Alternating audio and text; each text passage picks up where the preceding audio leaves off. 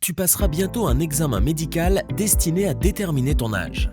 Dans cette vidéo, nous t'expliquons comment cela se passe. Le but de cet examen est de vérifier si tu es mineur. Le jour de l'examen, un accompagnateur du service des tutelles vient te chercher. Prends avec toi l'annexe 26 ou tout autre document qui mentionne ton nom. Avec l'accompagnateur, tu te rends à l'hôpital. Le trajet peut être plus ou moins long en fonction de l'endroit où tu vis et de l'adresse de l'hôpital. N'hésite pas à emporter un livre ou ton GSM pour t'occuper dans la voiture.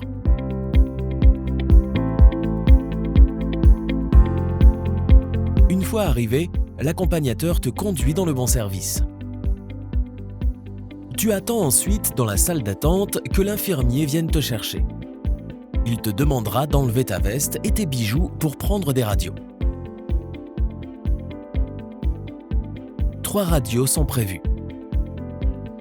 Une de tes dents, une de ta clavicule et une de ton poignet. Il est important que tu restes immobile et ne recommences à bouger qu'une fois que l'infirmier t'y autorise.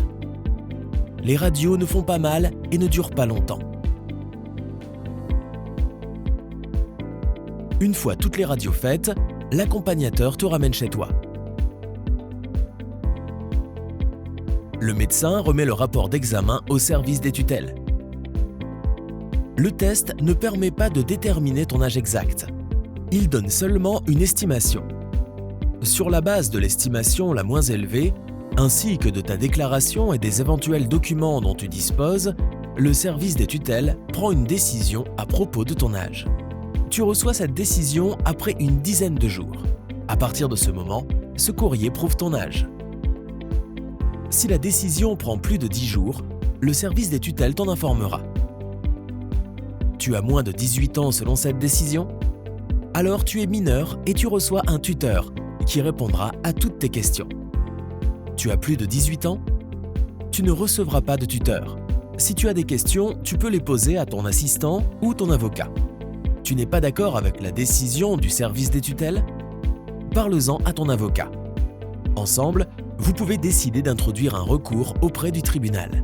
Tu as de nouveaux papiers qui prouvent ton âge ou tu as encore des questions sur l'examen de détermination de l'âge? Voici comment contacter le service des tutelles.